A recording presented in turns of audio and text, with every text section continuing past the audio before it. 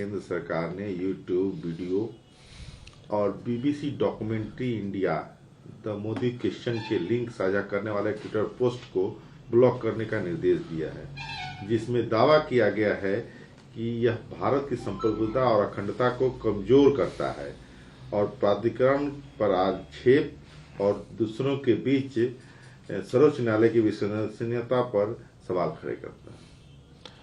तो किसी भी फिल्म पर रोक लगाने से पहले इस बात की पूरी जानकारी होनी चाहिए कि उस फिल्म में तथ्यों को तोड़ मरोड़ कर पेश किया गया है।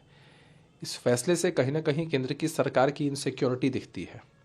उन्हें ऐसा लगता होगा कि कहीं ना कहीं मोदी जी की जो छवि है उस पर आघात हो सकता है अगर कुछ तथ्य, कुछ फैक्ट्स अगर सामने आ गए। इससे पहले भी आप लोगों ने कई बार देखा है कि कई ऐसे फिल्में आई हैं जिनसे इन लोगों को लगता है कि इनके व्यक्तिगत एजेंडे का या फिर पार्टी के एजेंडे का लाभ हो सकता है, तो ये लोग उस चीज़ को खूब प्रमोट करते हैं। लेकिन जहाँ इन्हें लगता है कि कहीं छवि धूमिल हो सकती है, वहाँ इस तरह की चीज़ें सामने आती हैं।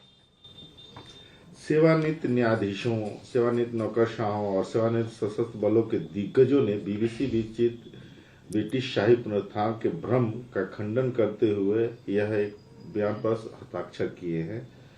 उन्होंने कहा कि अब तक हमने जो देखा है उसके आधार पर बीबीसी जो सीरीज है न केवल भ्रामक रिपोर्टिंग पर आधारित है बल्कि स्वतंत्र लोकतांत्रिक राष्ट्र के रूप में भारत के अस्तित्व के 75 साल पुराने भवन स्ट्रक्चर के आधार को सवाल उठाता है, जो इसके अनुसार कार्य करता है। भारत के लोगों की इच्छा का सम्मान। देखिए, हम लोगों ने तो तथ्यों को देखा नहीं है, ना ही उस डॉक्यूमेंट्री फिल्म को देखा है, ना ही उसके तथ्यों से अवगत है। लेकिन सबसे महत्वपूर्ण विषय यही है कि किसी भी फिल्म में तथ्यों को तोड़ मरोड़ कर पेश नहीं करना चाहिए ताकि किसी की भी भावना आहत नहीं हो। भारत की अखंडता, भारत की संप्रभुता सबसे ज़रूरी है और संविधान की जो मूल प्रस्तावना है उसकी रक्षा हमेशा होनी चाहिए। किसी को भी उस विषय में कोई भी भ्रामक चीज़ें करने का अधिकार नहीं है। इस उंगली में बहुत ताकत होती है। जब यह राइट बटन दबाता है तो सही निर्णय लिए जाते हैं, यदि यह गलत बटन दबाता है तो अराजकता फैल जाती है। क्या भारत में 100% टीकाकरण नहीं है? अमेरिका में केवल 76%, यूरोप में 64% लोगों को टीका लगाया गया। चीन के बारे में कोई जन नहीं जानता है। कर्नाटक के सिंदगी में भाजपा प्रमुख जेपी नड्डा ने ये लोग तो अपनी चुनावी मार्केटिंग करेंगे ही। आज देश के सामने बुनियादी मुद्दे हैं, बेरोजगारी, बढ़ती महंगाई, रुपया डॉलर के मुकाबले कमज़ोर हो रहा है, लेकिन ये लोग सिर्फ अपनी मार्केटिंग में लगे हैं। आज इतने बड़े पैमाने पर भूखमरी है, कुपोषण है, आपने जो वादे किए थे उन वादों पर आप खड़े नहीं उतरे, तो आप इन बातों को समझते हैं, इसलिए आप जनता के सामने ऐसे तथ्य पेश करते हैं जिनका सच्चाई से वास्ता नहीं है। हम पहले चरण में मदरसों की संख्या कम करना चाहते हैं। हम मदरसों में सामान्य शिक्षा देना चाहते हैं और मदरसों में पंजीकरण की व्यवस्था शुरू करना चाहते हैं। हम इस पर हर समुदाय के साथ काम कर रहे हैं और वे असम सरकार की मदद भी कर रहे हैं। असम के मुख्यमंत्री हिमंत बिस्वा शर्मा ने। देखिए, इन लोगों का एक पॉलिटिकल एजेंडा होता है, कैसे धर्म के नाम पर राजनीति की जाए, धर्म के नाम पर समाज में तनाव का वातावरण पैदा किया जाए।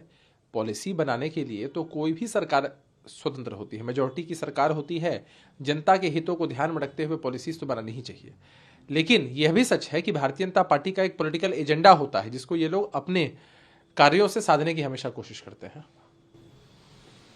दिल्ली भाजपा ने शनिवार को उपराज्यपाल विनय कुमार सक्सेना को पत्र लिखकर मांग की है कि दिल्ली महिला आयोग की अध्यक्ष स्वाति मालीवाल को कथित छेड़खानी की घटनाओं की पुलिस जांच पूरी होने तक उनके पद से निलंबित किया जाए। देखिए, जो घटना घटी है वह तो बेहद दुर्भाग्यपूर्ण है। आप समझिए कि एक संस्था है, एक आयोग है जो महिलाओं के हितों की रक्षा के लिए बना है, और उनकी जो अध्यक्षा है उनके साथ अगर इस तरह की चीज़ें हो रही हैं तो प्रशासनिक चूक और फेलियर है। बड़े बड़े बातें करते हैं, बड़े बड़े ढकोसले देते हैं, लॉ एंड ऑर्डर पर हमको क्रिटिसाइज़ करने की कोशिश करते हैं, लेकिन आज जो राजधानी में घटना घट रही है वह तो दुर्भाग्यपूर्ण है और हम तो कार्रवाई की मांग करते हैं। इस तरह की फिजूल की बातों से बेहतर है कि कार्रवाई सुनिश्चित की जाए।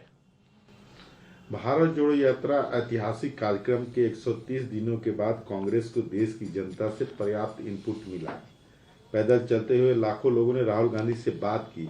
हम उनके दर्द को समझ सकते हैं कि वे मोदी सरकार के कुशासन के कारण झेल रहे हैं।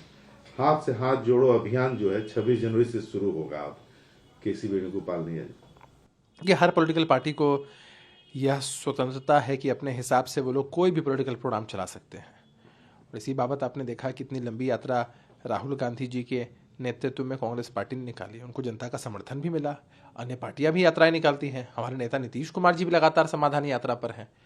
तो सबसे ज़रूरी चीज़ यही है कि किसी भी राजनेता को जनता से संवाद स्थापित करने के लिए यात्राएं करती रहनी चाहिए और जनता से रूबरू होते रहना चाहिए।